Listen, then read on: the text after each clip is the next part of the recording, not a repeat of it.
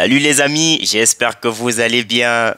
Bon retour, la trêve internationale est enfin terminée et le Barça recevait l'Osasuna pour le compte de la 27e journée de la Liga. Donc c'est un match en retard parce que on se souvient tous que le personnel médical du Barça, un membre du personnel, il est décédé bien avant le match. Donc le match avait dû être reporté à cause de cet incident.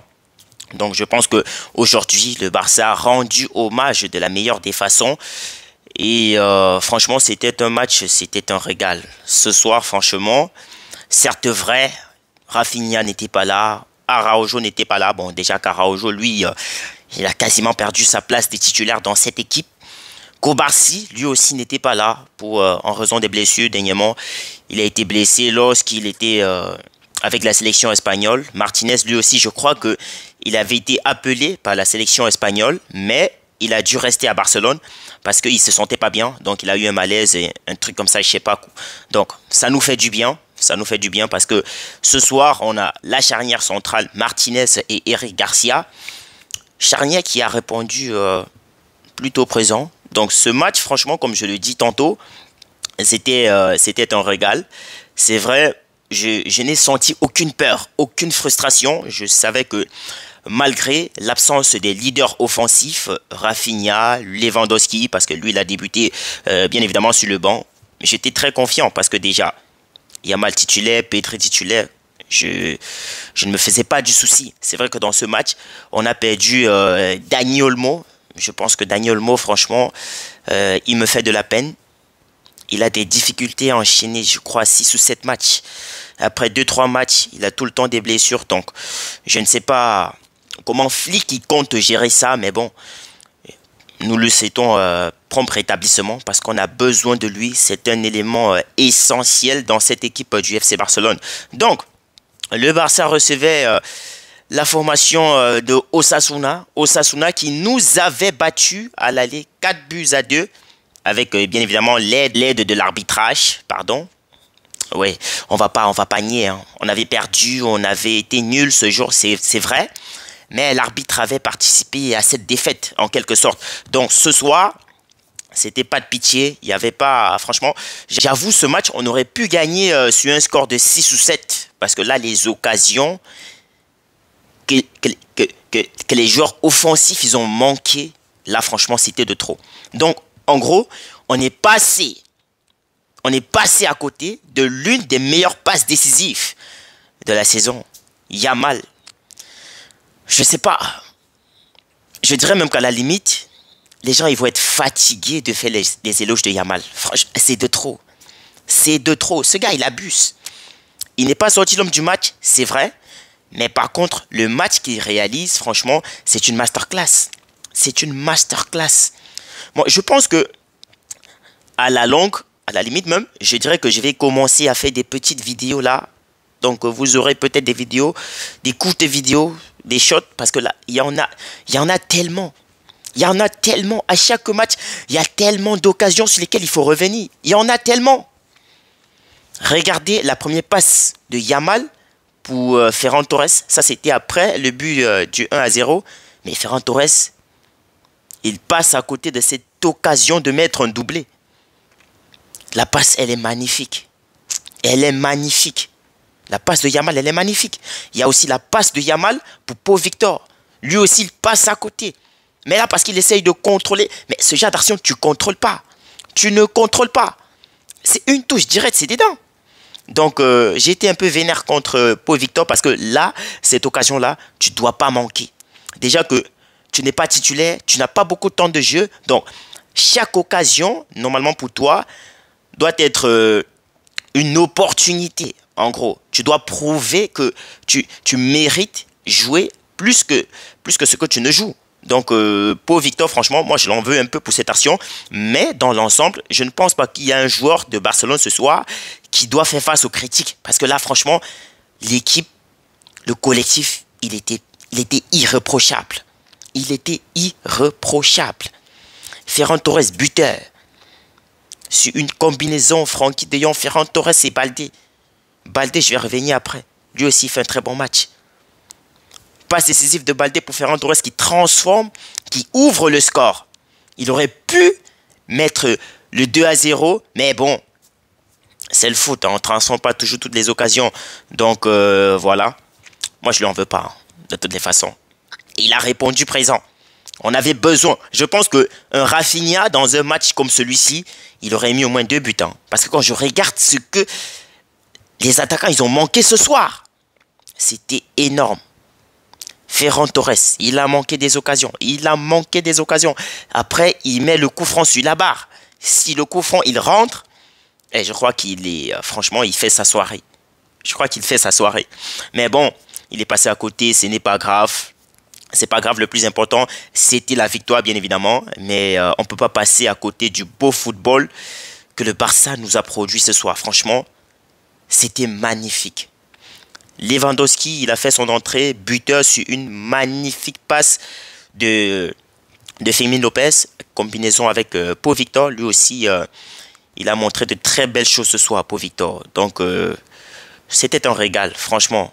Donc, Lewandowski, je crois qu'il est à 23 réalisations. Donc, pour l'instant, il est toujours Pichichi de la Liga. Il dépasse Kylian Mbappé de 3 ou 4 longueurs, si je ne dis pas de bêtises. Et j'aimerais bien qu'il continue dans cette lancée-là, Lewandowski, parce qu'il est important de remporter tous les trophées à la fin de saison. Donc Lewandowski, il aurait pu aussi, lui aussi, il aurait pu aggraver le score, mais il est passé à côté. Individuellement, comme je disais tantôt, je pense que l'équipe, franchement, il n'y a pas vraiment de critique en soi. Parce que défensivement, ça défendait bien. Koundé, lui, s'amusait. J'ai même pas à un niveau chanté qu'il s'agaçait. Franchement, les touches de balle et tous les interceptions, c'était facile pour lui aujourd'hui. C'était facile. Garcia, par contre, ça défend bien, mais j'avoue, il me fait un peu peur.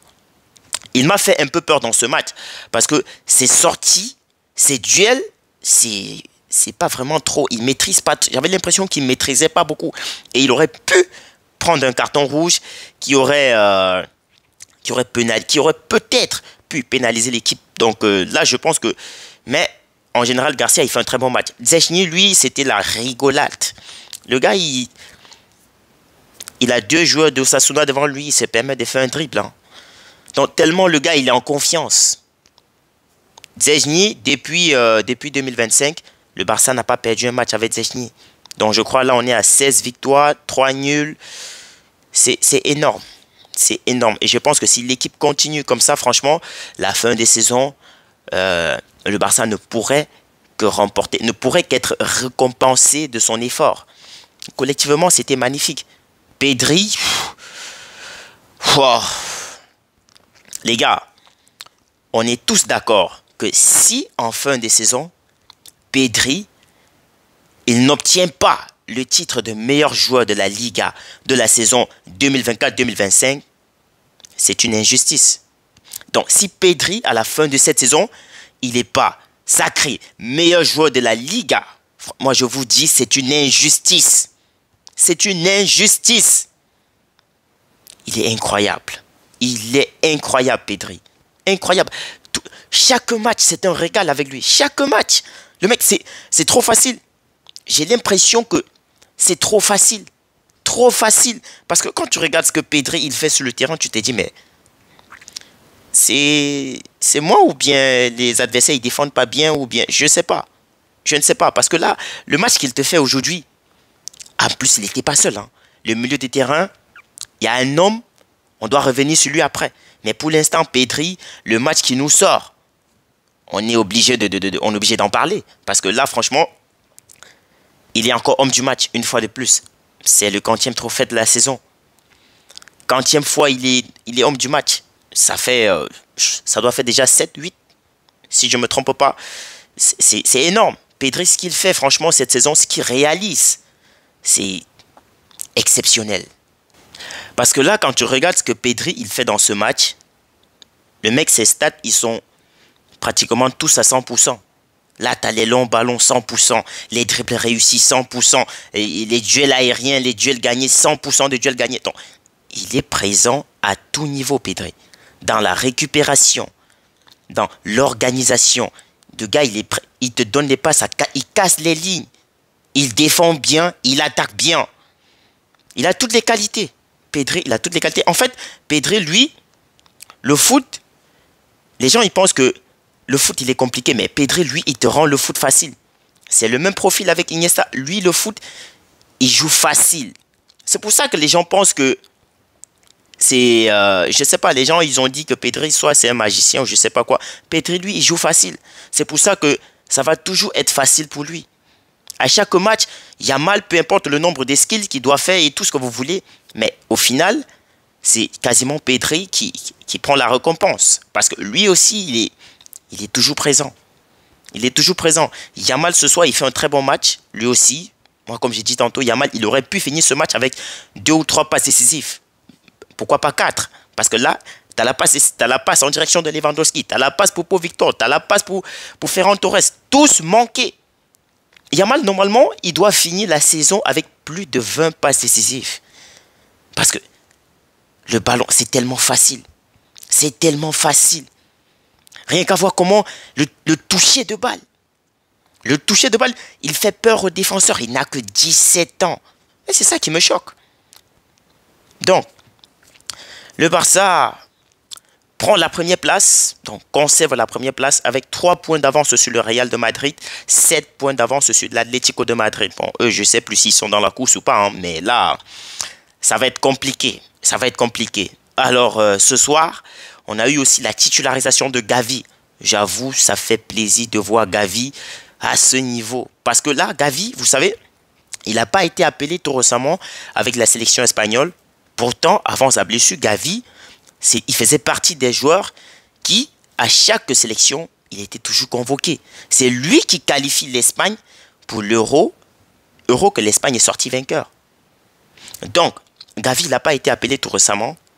On s'est dit, bon, il n'a pas le temps de jeu et tout, on ne sait pas ce qu'il peut prouver, mais ce soir, ce que Gavi, il fait, les amis, moi je vous dis, je crois que je vais commencer à faire les petites vidéos sur les petites actions parce qu'il y en a tellement. Ce match, par exemple, il y en a eu assez. Assez d'occasions, assez de dribbles, assez de contrôle orienté, assez de tout. Franchement, c'était magnifique.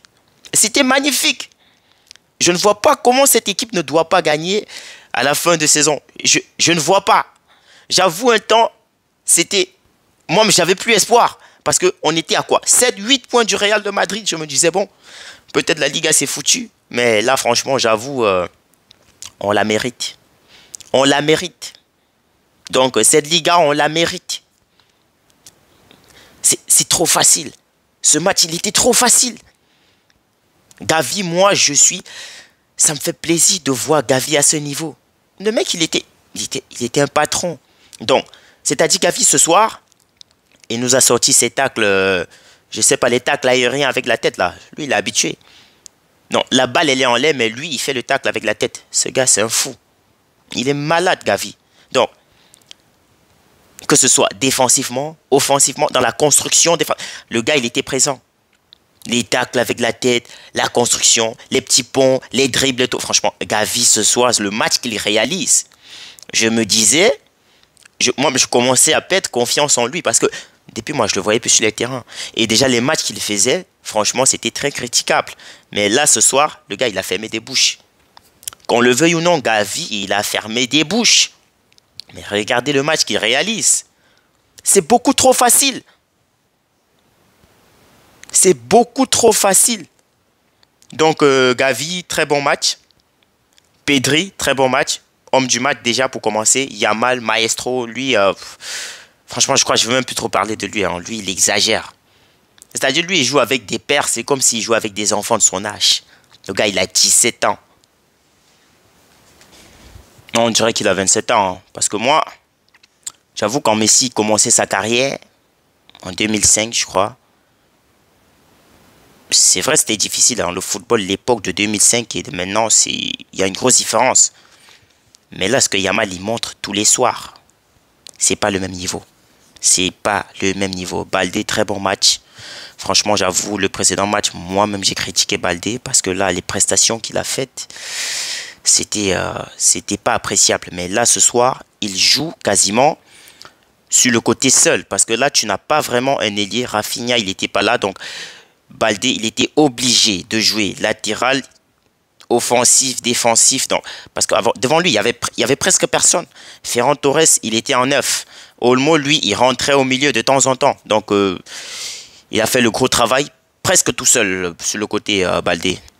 Très bon match. Bon, je crois qu'il a été remplacé par Gérard Martin. En fait, Flick, il a essayé de faire tourner parce que là, il y a beaucoup de matchs en l'espace de 12 jours. On a quoi? On a 5 matchs. Donc, du coup, il faut reposer les joueurs, il faut éviter les blessures, autant de choses. Donc, on prend les 3 points. Dimanche, prochain match contre Girona. On va se retrouver ce jour sûrement pour voir ce que ça va donner. Bon, j'espère une victoire parce que Girona, cette saison après, c'est pas le Girona de l'année passée. Donc, du coup, c'est pas un match qui va inquiéter le Barça. Donc, du coup, prenez soin de vous et on se dit à très vite.